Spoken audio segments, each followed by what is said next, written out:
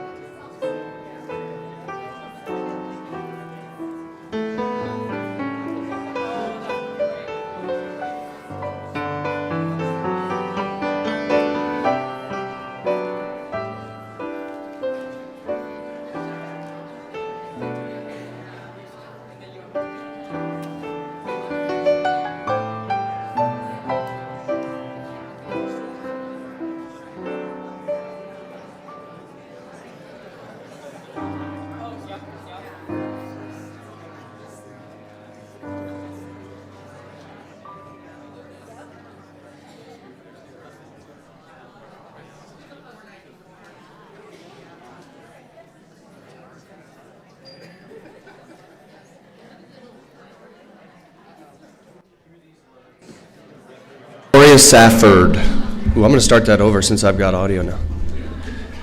Hear these words from the Reverend Victoria Safford.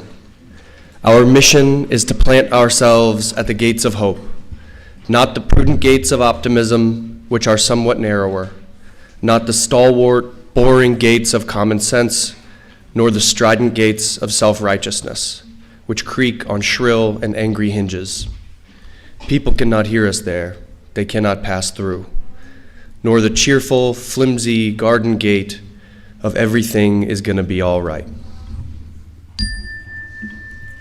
But a different, sometimes lonely place, the place of truth-telling, about your own soul, first of all, and its condition, the place of resistance and defiance, the piece of ground from which you see the world both as it is and as it could be, as it will be.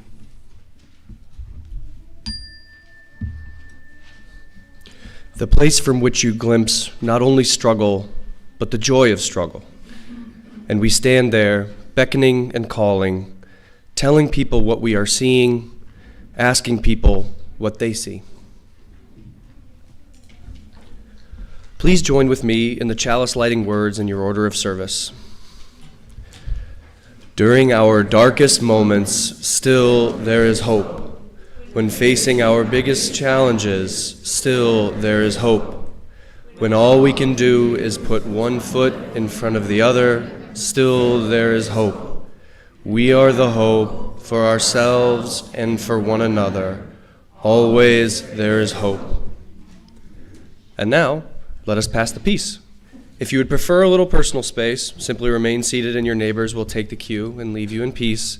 And after we're done passing the peace, you can remain standing for our opening hymn.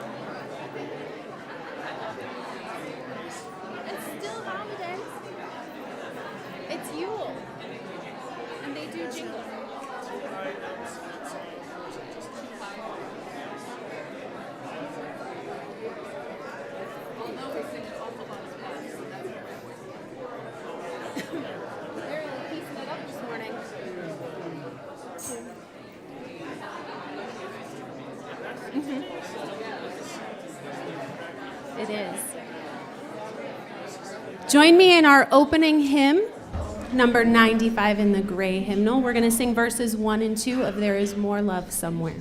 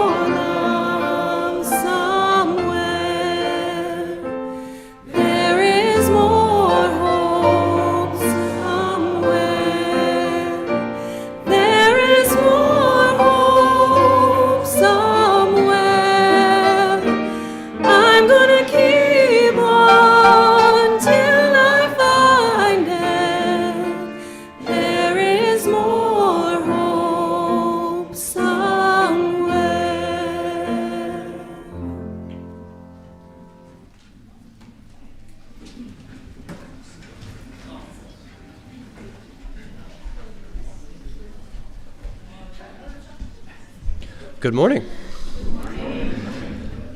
I'm Elijah Evans, he, him, your celebrant this morning. We welcome all people who welcome all people. We welcome all genders, ethnicities, bodies, and stories. Whatever you are carrying with you, whatever you long to set down or pick up today, may you find here the love, support, and encouragement you seek. If this is your first time here, welcome. If you'd like help connecting with folks, please be sure to grab a yellow Let's Talk mug during coffee hour, shown here, to communicate your interest in getting to know more people. If you're noticing it is hard to find a parking space, I recommend the very large parking lot just across Bell Avenue by the Iowa Financial Association. And now, let us deepen our awareness of this place and season. Our First Unitarian Church is located on land that has been home to people of woodland culture for 12,000 years, including the Iowa, Sauk, and Meskwaki. We are in a season of holidays. Hanukkah ends tomorrow. Many earth-centered practices celebrate Yule today, and those in the northern hemisphere will observe the winter solstice. And Christians will celebrate Christmas on Thursday. We will hold Christmas Eve services on Wednesday. 4 p.m. will be oriented towards families in all ages. 7 p.m. will be more traditional. You're invited to a Christmas Day potluck on Thursday from 1 to 3 p.m. And all are warmly welcome for a hymn sing with the Martin family next Sunday, December 28th at 9:30 a.m.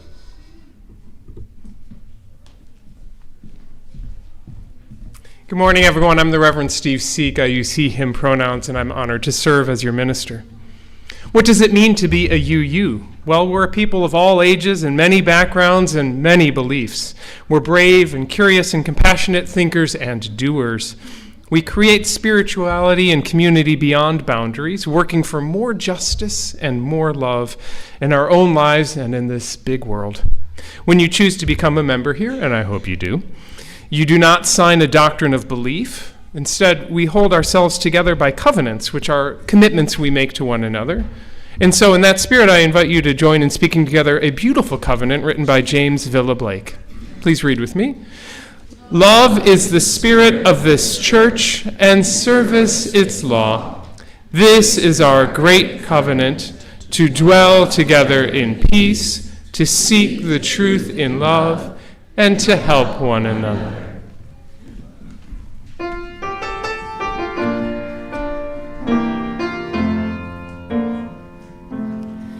There is more peace somewhere. There is more peace somewhere. I'm gonna keep on till I find it. There is more peace somewhere. There is more joy somewhere. There is more joy somewhere. I'm gonna keep on till I find it. There is more joy somewhere.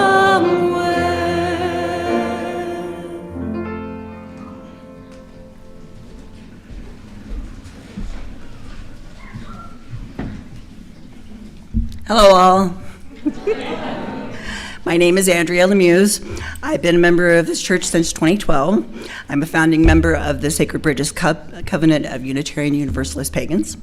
My pronouns are any and all of them, and you may use whatever seems obvious to you. So I'm here to talk a little bit about winter solstice and Yule, which is the day that pagans celebrate the birth of the sun and the start of the new year. Paganism and astrology share a powerful link rooted in ancient wisdom. Pagans' beliefs honor the earth cycles and the heavens above, understanding that cosmic forces shape life's rhythms. Through this lens, astrology becomes a spiritual guide, connecting earthly existence to the larger universe. Astrotheology is based upon celestial knowledge. Astrotheology is the combination of two Greek words. Astro, from Greek, from astron, astere, where we get the word star, and the Greek word theo, which is theos, which means God or source. The sun has been worshipped since the beginning of time, and the bringer of life, and a beacon of hope and renewal, set in the conquering light. It did not take ancient man very long to decide that in this world, the single greatest enemy to be feared was darkness of night and all the unknown dangers that come with it. Simply stated, man's first enemy was darkness. Understanding this one fact alone, people can readily see why the greatest and most trustworthy friend the human race could ever have was by far heaven's greatest gift to the world, the glorious rising orb of the day, the sun. Who here is familiar with the constellations in the night sky, right? Have you ever looked for the Big Dipper?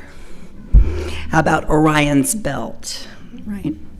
On December 24th, the brightest star in the night sky aligns with the three brightest stars in Orion's belt. That star is Sirius, the star in the east, that is spoken about in the Christian Bible and in other religious texts. These three bright stars in Orion's belt were called in ancient times the Three Kings. And the Three Kings and the brightest star Sirius all point to the place of the sunrise on December 25th. This is why the Three Kings follow the star in the east in order to locate the sunrise, the birth of the sun. There is another very interesting phenomenon that occurs right around December 25th.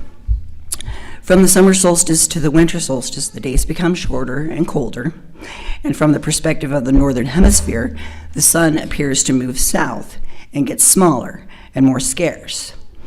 The shortening of the days and the expiration of the crops when approaching the winter solstice symbolizes the process of death to the ancients. It was the death of the sun. And by December 21st, the sun's demise was fully realized. For the sun, having moved south continuously for 6 months, makes it to its lowest point in the sky. Here, a curious thing occurs. The sun stops moving south, at least perceivably, for 3 days. And during the 3-day pause, the sun resides in the vicinity of the Southern Cross, or Crux constellation. And after this time, right around December 24th, the sun starts moving 1 degree, this time north, foreshadowing longer days, warmth, and spring. And thus it was said, the sun died on the cross, was dead 3 days, only to be resurrected or born again. The winter solstice is celebrated at the time when the dying god, the sun, is resurrected again. The sun reborn, the days begin to lengthen. According to the Royal Astronomical Society of Canada, in 2025, the sun reached its lowest point in our sky on December 21st at exactly 9:03 a.m. So we've already made it. That means today is the shortest day. But the longest night is already behind us. The days will gradually get longer. Hope and renewal, a new year. The light of the sun has returned to us, bringing life and warmth to all. The shadows will vanish, and life will continue. We are blessed by the light of the sun. All hail, the sun has returned. Blessed be the sun. At the end of the service, we'll be handing out these little sun cards. These are positive affirmation messages inside the card. Keep those with you during the harsh cold of January, when you might forget that the sun has actually started to return. Look ahead to the beginnings of spring right around the 1st of February. The light of the world is returning, even though this is the shortest day. The sun has been reborn.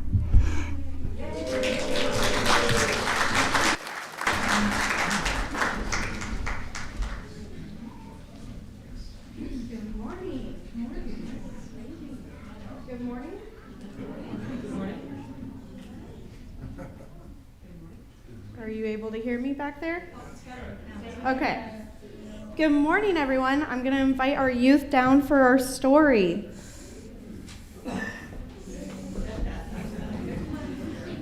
So I do want to say after our story, we will sing the children out to classes. If this will be your child's first time attending One Room Schoolhouse, we do ask that as the parent or guardian that you come with them to class to get them checked in, and then you can come back to service.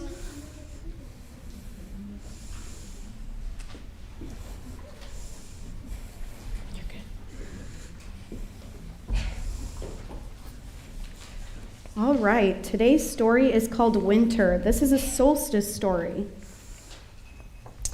Owl watches as sunlight dims to a shimmer and starlight scatters across snow dust. Tonight is the longest night of the year. Solstice is here.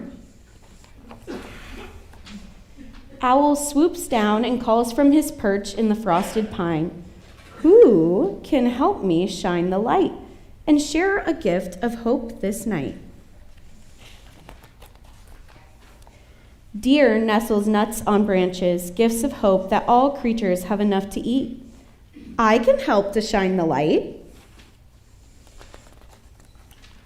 Squirrel rests leaves on limbs, gifts of hope for shelter when it storms. I can help to share the light. Mouse sprinkles seeds, gifts of hope for blossoming growth. I can help to spread the light. Duck tucks feathers amongst the boughs, gifts of hope for warm, cozy beds. I can help to show the light. Rabbit tosses bits of bark, gifts of hope for happy celebrations. I can help send out the light. Raccoon stows berries in the snow, gifts of hope for sweet surprises. I can help to spark the light. Chickadee wraps grasses round and round, gifts of hope for loving hugs. I can help to shine the light. Owl nods and unfolds his wings. Love's light will flow beyond our tree. Across the land, the sky and sea, the stars glow bright this time of year. Dominic, can you pull that one? Let's celebrate. Winter is here.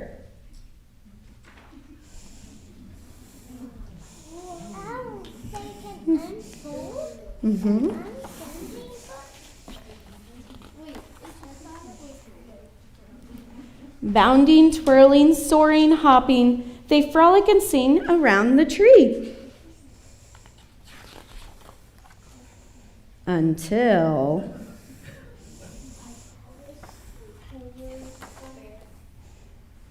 footsteps thump, twigs snap, and all the animals freeze. Owl welcomes the new friend. Let every creature see our tree. Its splendor is a gift of light and hope for all this winter night. The end. All right. All right, we're going to walk to class now.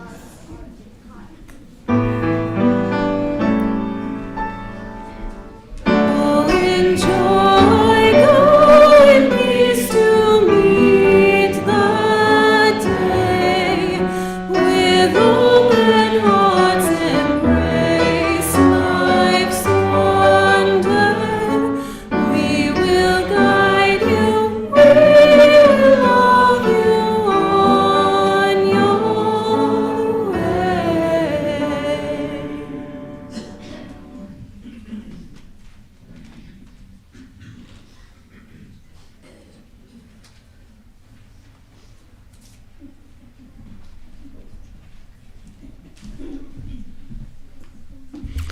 And seeing no spotlight, we will go on. I offer these words from Julian Jamaica Soto. In this community, we hold hope close. We don't always know what comes next, but that cannot dissuade us. We don't always know just what to do, but that will not mean that we are lost in the wilderness. We rely on the certainty beneath, the foundation of our values and ethics. We are the people who return to love like a north star, and to the truth that we are greater together than we are alone. Our hope does not live in some glimmer of an indistinct future. Rather, we know the way to the world of which we dream, and by covenant and the movement forward of one right action and the next, we know that one day we will arrive at home. Let us settle into our seats and open our hearts.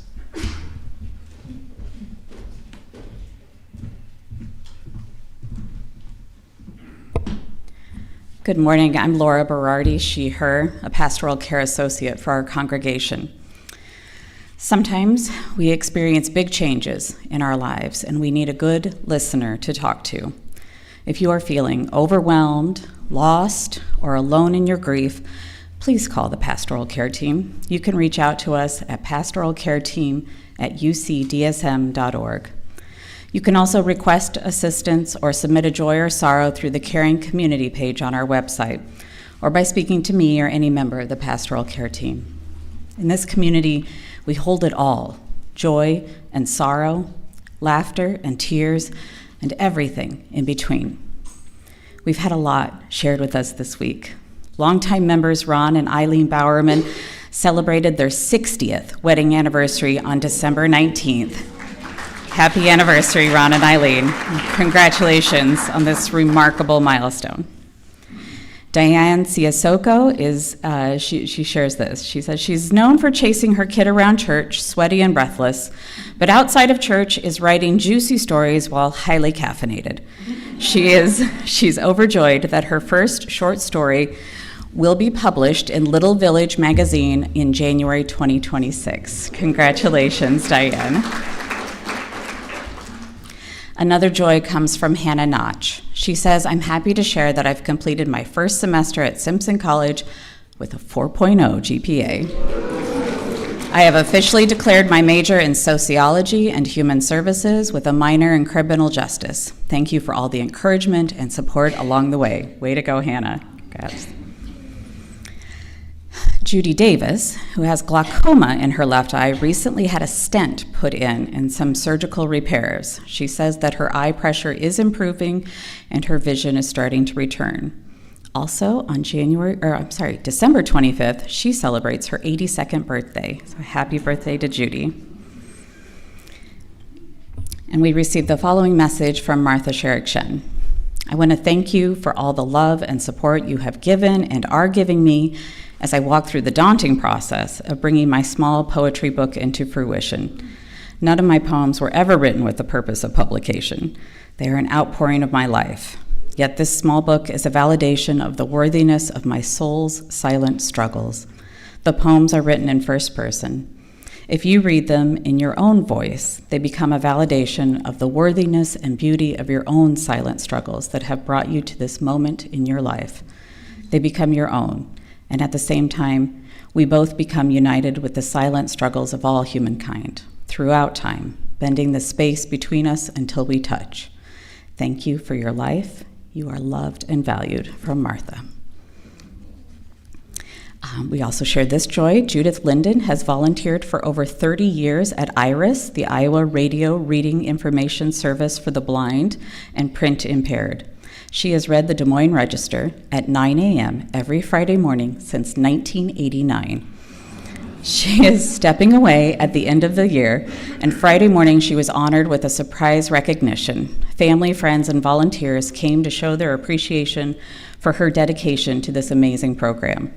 Longtime members Barb Martin and Eileen Bowerman, who also volunteer at IRIS, were able to join this special celebration. Thank you for your dedication, Judith.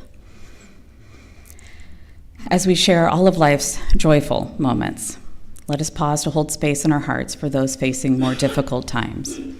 We extend our deepest sympathy to the Cooper family. Member Dennis Cooper's father, Dennis Jeffrey Cooper Sr., died Wednesday night, December 17th. Let's surround Dennis and his loved ones with our care as they grieve their loss. And finally, a gentle reminder that the Grief Support Circle meets on the second Monday of each month at 5:30 p.m. in the minister's office. Our next gathering is January 12th, and all are welcome. Through the joys, the sorrows, and everything in between, may the love of this community carry and sustain us. We take this next moment to share aloud or in writing the names of those you are carrying in your heart today.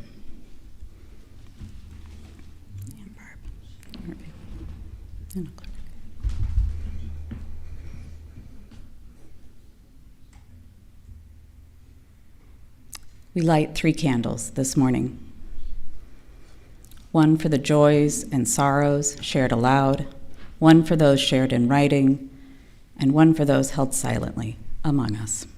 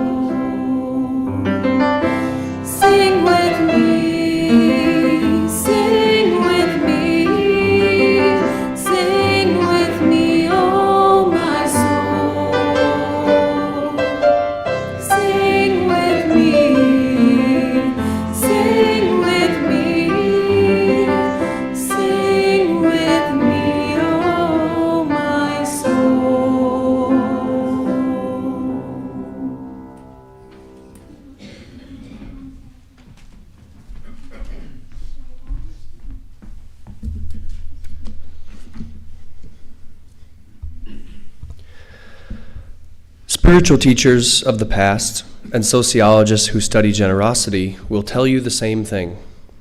It's not first become happy, then start to be generous.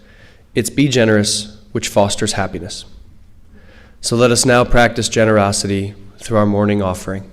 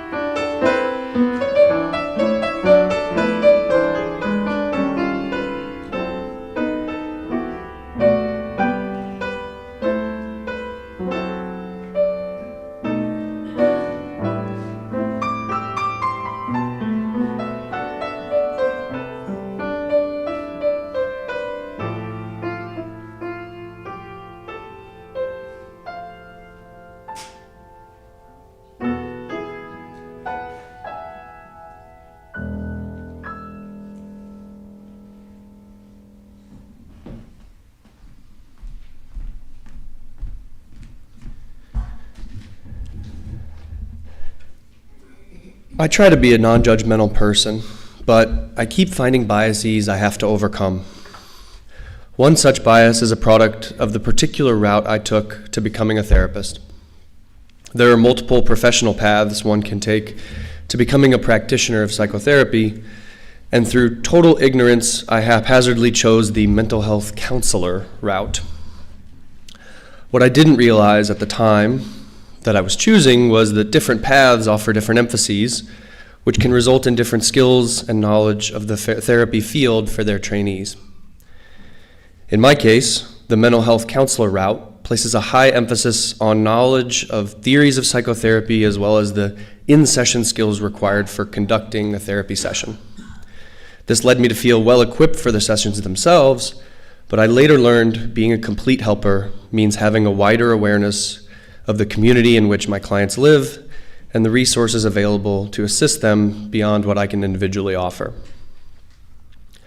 By contrast to my more individualistic training, social work programs tend to do a better job equipping their trainees to be aware of community resources and to assist their clients in connecting to those resources, while typically placing less emphasis on the in-session skills themselves. As I've become aware of this individualistic bias in my training, I've tried to consciously account for it and broaden my view of mental health beyond what happens between one person's ears. This has allowed me to consider how things like financial pressures due to rising healthcare costs can fuel anxiety, or how aggressive immigration enforcement could motivate social withdrawal in members of targeted communities, which can act as both cause and effect of depression.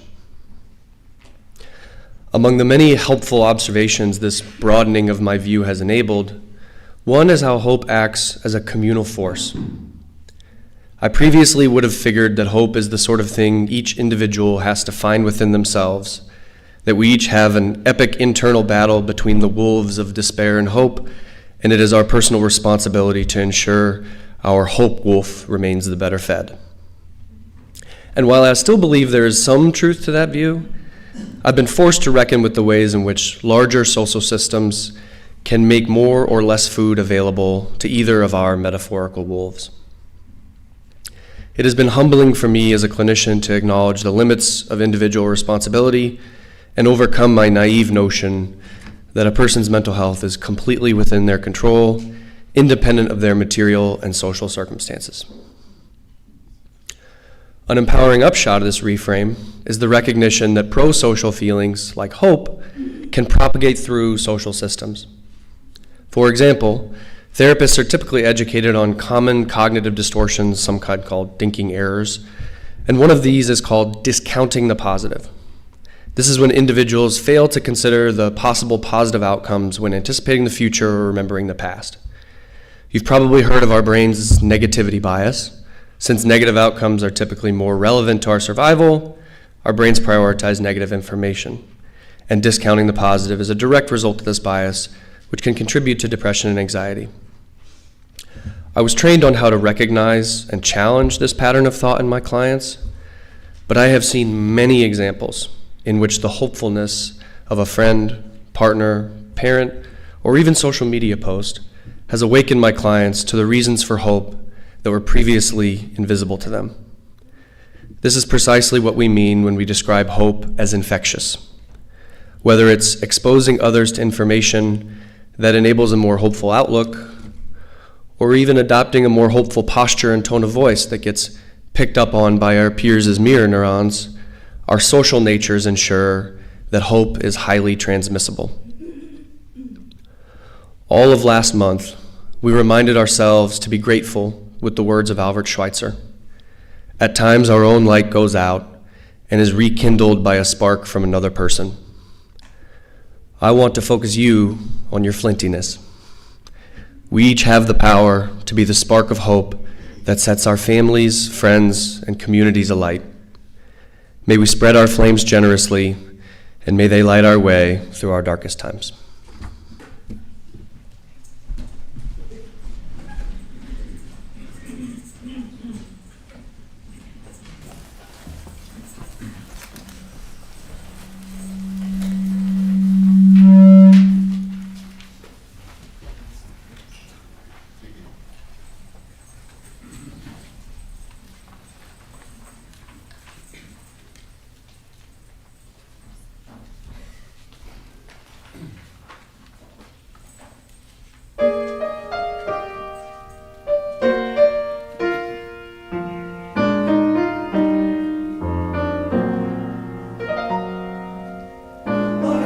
We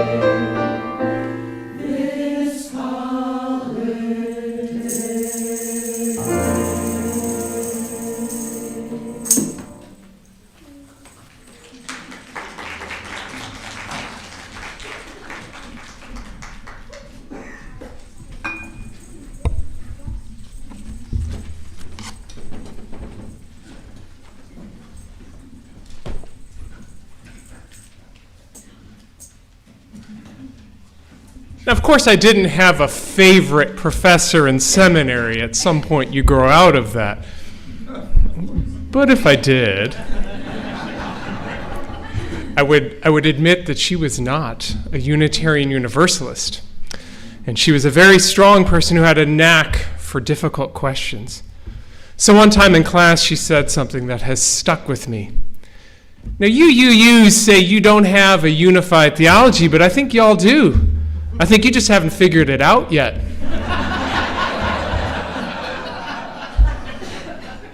A unified theology? On the face of it, of course we don't. I'm looking out at the room and I'm looking at atheists and pagans and Christians and Buddhists and seekers and wanderers, and the only answer I can say is pluralism is not a unified theology. It's a description, not a prescription. Now, maybe I'm being pedantic. Maybe my challenge is the word theology, because, of course, if we take it literally, it just means the study of God. And that can't hold when we have in the room people who believe in no God or one God or many gods or I'm not sure about God. But if, as Unitarian Universalists like to do, we can become elastic with the word and say that theology is just a way of orienting yourself to the world, of making meaning in this world, a framework for your ethics and purpose, well, okay, maybe she's right. Maybe we can find some center that holds. Now, any observer of our tradition would say, well, that's a pretty obvious one. Love. Love is what holds Unitarian Universalism together. That's our shared meaning making and purpose. And a smarter minister would say, that's the right answer. Amen. Please join me in the closing hymn. But I'm not that smart. I want to suggest something else, because love is one of those words that may be too elastic. It describes your feeling for Cheetos and your spouse. It's too big a word. I want to suggest the phrase active hope. Active Hope is the title of a book written by Joanna Macy and Chris Johnstone. And when I read it in seminary, I thought, now this may be a Unitarian Universalist theology.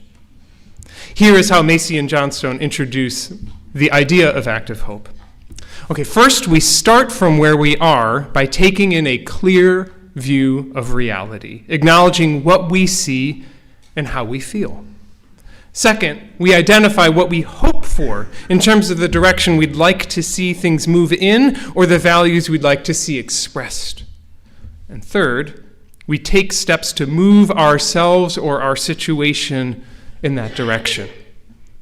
It's such a simple, elegant model. Let me look at the world honestly and bravely. Then let me share my hope for where we could go from there. And then let's take some steps to get there.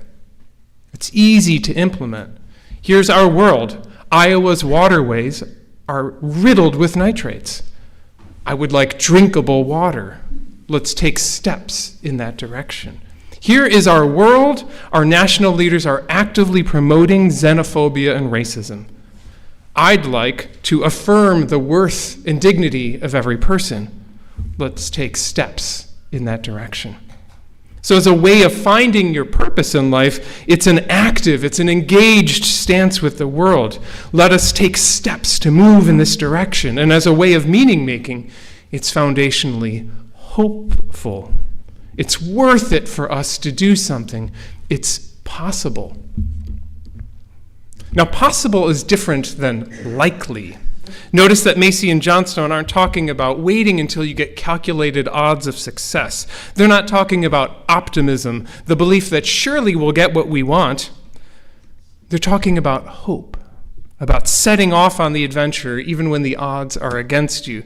As I belabored The Lord of the Rings 2 weeks ago, Frodo doesn't set off to Mordor with a good chance of success. He does it because it's the right intention. Frodo has hope, not optimism. And poor Gandalf the Wizard has to remind people over and over that their present horrible moment is not the end of their journey. As Macy and Johnstone put it, since active hope doesn't require our optimism, we can apply it even in areas where we feel hopeless. The guiding impetus is intention. We choose what we aim to bring about, act for, or express. Rather than weighing our chances and proceeding only when we feel hopeful, we focus on our intention and let it be our guide. And that's where active hope starts to sound like theology to me, because it moves into a kind of faith, a kind of purpose. And it's easy to see it in our world. I am going to fight for the rights of my fellow siblings on earth. I'm going to fight for the rights of my fellow siblings in Des Moines, even when those in power are calling Latin American siblings aliens, even when those in power are calling Somali Americans garbage, even when those in power are passing immoral legislation against trans siblings. We speak up not because we already have the votes lined up, but because we have calculated the chance of winning. We speak up because we are focusing on our intention, the thriving of all people.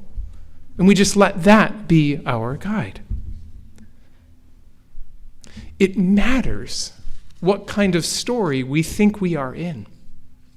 Macy and Johnstone name 3 ways that people see themselves in the story of our time. On this end of the spectrum is the great unraveling.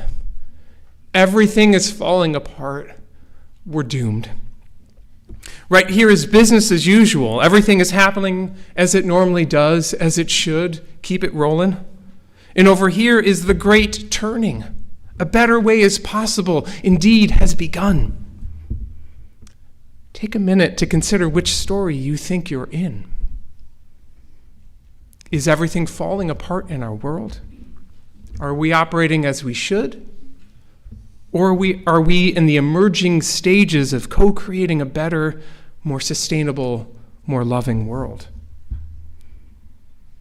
Well, if we are to follow the steps of active hope, step 1 is to look at the world honestly.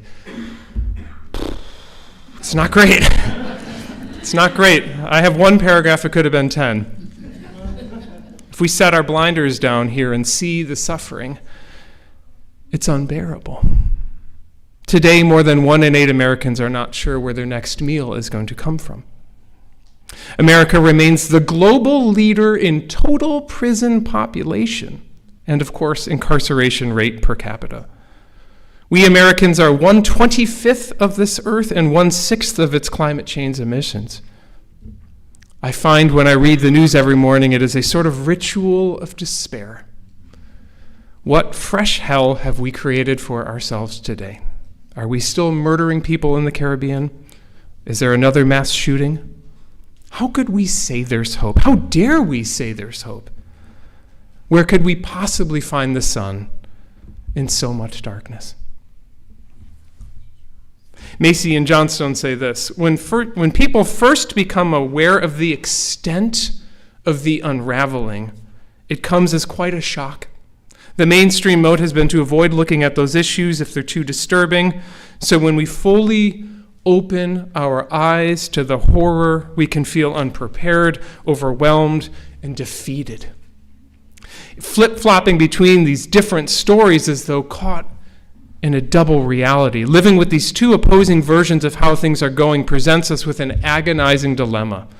To face the mess that we're in is scary and depressing, yet to turn away and not face it can leave us feeling that we're living a lie, being complicit with a social order that is actively destroying the world. So when we look at the worst, we may also experience a collapse in our belief that we can make any difference. But when we avoid looking, we don't see the need to even try. End quote. And boy, does that dance sound familiar. If you open your eyes and ears and embrace the suffering of this world, it's too much. But when we close them off and focus on our own busy project for the day, the awareness of the mess lingers in the back of our minds. What shall I do? When we were talking in the Celebrant team a while ago about hope, there's a line that grabbed me. Be careful what you teach your children. We were thinking about the social aspects of hope, about how hope and despair work in communities. And that line arose. Be careful what you teach your children. As the conversation flowed, and as Elijah just beautifully shared in his reflection, hope and despair both have a kind of social contagion. If you walk into a room and everyone in that room is predicting doom and gloom, you will pick that energy up. If you participate in an event that promotes hope for a better way forward, you'll pick that up. Whichever framework you're talking about around the kitchen table, your kids will assuredly pick up. Careful what you teach them. Because as much as we want to frame our conversation about hope as something that goes on inside our own hearts and minds, the mental health counseling model, right? We are social beings. And the good news is that we find hope with one another. We find hope when you're at a concert and the music from the choir or the orchestra just sweeps you into some transcendent state. You find hope when you're outdoors with other people, able to appreciate the beauty of this world. When we're working across generations and we're working with our youth and seeing the possibility for the world that they are building. When we gather in these services or in our small groups at church, we're inspiring one another to keep going with the good work. We may, in fact, be in the early stages of the great turning. The sun may indeed start shining longer and brighter. Because this is not the end of the story. Now, if you've ever heard me preach, you've probably heard me give this litany, and I will give it over and over until you have it memorized. 170 years ago, this was a nation where some people could own some people. And there were abolitionists fighting to change this. It was an enormously uphill battle with no realistic plan of success. The topic of abolition divided Unitarian church communities. It was a dangerous conversation at extended family gatherings. But abolitionists were willing to look at the world honestly, then share their hope for the liberation of people, and then take steps to get there. 110 years ago, we lived in a nation where women could not vote. It was a very contentious issue that had no reasonable plan for success. It divided Unitarian church communities, so I'm proud to say First Unitarian Des Moines was a major part of our suffrage movement in our city. It was a kind of conversation that you didn't bring up at extended family gatherings, but suffragists were willing to look at the world honestly, share their hope for the liberation of women, and then take steps to get there. Most people in this room will know and will remember in their own bodies and minds that 30 years ago, same-gendered couples could not get married. It was a contentious issue that had no realistic plan of success. It divided some Unitarian communities. It was certainly dangerous at extended family gatherings. But queer activists looked at the world honestly, shared their hope for the liberation of the LGBTQ community, and then took steps to get there. As Macy and Johnston note, yes, the Great Unraveling builds a momentum. Increased climate destruction, increased carcerations, increased war. We feel like we're in it right now. But the Great Turning also builds a momentum of the increased flourishing of people, of peace, of justice, of democracy, of a sustainable planet. They put it this way: when their time comes, ideas and behaviors become contagious. The more people pass on inspiring perspectives, the more these perspectives catch on. At a certain point, the balance tips and we reach critical mass. Viewpoints and practices that were once on the margins, like abolition or suffrage, become the new mainstream. If you ask me, what is my purpose here as a Unitarian Universalist minister? What is our purpose as a congregation? It's that, to stand in the space between what is and what could be and take steps to get there. So be careful what we teach our children, because hope and despair are both contagious. Shall we teach them the great unraveling, the sun is gone forever? Shall we teach them the great turning, the sun may yet rise again? This is the heart of active hope, and as a meaning-making, purpose-oriented theology, I'd put it in the running for a UU theology. As Andrea shared, there is no darker weekend in the calendar than this one. This is as dark as it gets. But it would be silly to say, and I guess that's how it's always going to be. I mean, the rhythm of being alive in this world for a couple of years teaches you, of course the sun's going to come back. It doesn't promise it's coming back next week. It doesn't say that winter will be gentle or sunny or easy. But if you understand like the basics of planetary rotation and orbit, you understand that sometime between now and July, we'll stop complaining about cold and dark, and we'll start complaining about hot and bright. We are good Midwesterners. Now, the truth is, I don't know that Unitarian Universalism would ever want a unified theology. And that's really the only answer I could give to my favorite professor. Love was the clearest and best answer that the rest of the class gave her in that moment. Oh, professor, we believe in love. We believe in loving everyone, in siding with love. But we knew that wasn't the answer that people expect from theology. Why are we here? How was the universe created? What happens when we die? All of that. And to be fair, Active Hope does not answer any of those questions either. For those kinds of wonderings, I'm grateful to journey with you as you find your ethical and spiritual path. But I do think Active Hope answers the questions that drive most of us most days. How shall I live in this world today? What is my purpose? What do I want to teach the next generation? May we support and inspire one another to see the world bravely as it is, to share our hopes for what could be, and to take steps in that direction. And yes, may we do all of that with love at the center.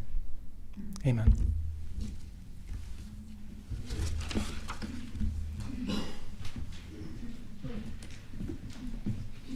Rise in body or spirit for our closing hymn, number 1000 in the teal hymnal. Morning has come. We're going to sing verses 1 and 3.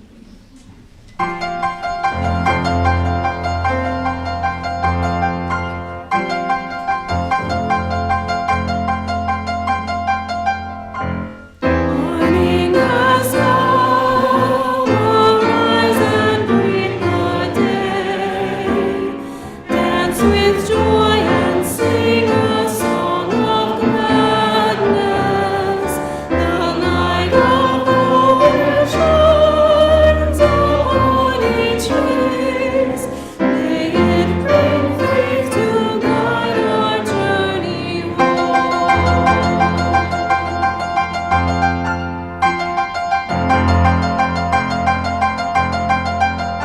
Open our eyes to see that light abounds. Open hearts to welcome it among us. The light of love that shines upon each face. May it bring faith to guide our journey home.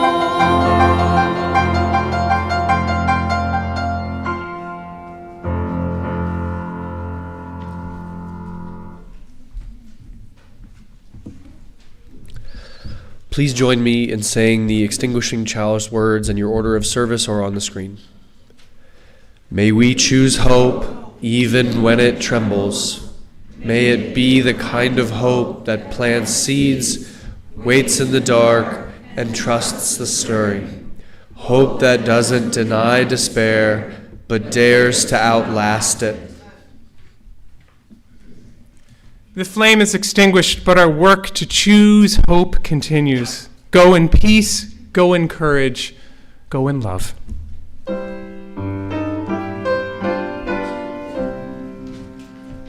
Soul of truth, eternal goodness, sojourn with us as we part.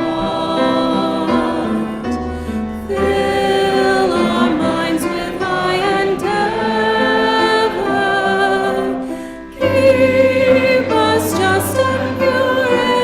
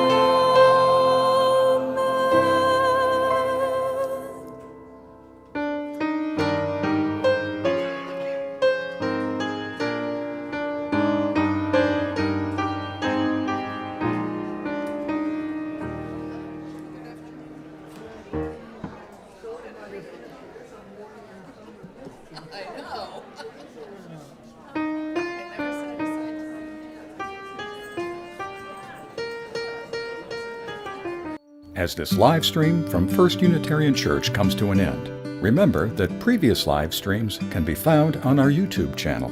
We'd love to see you in person someday. Until then, thanks for joining us.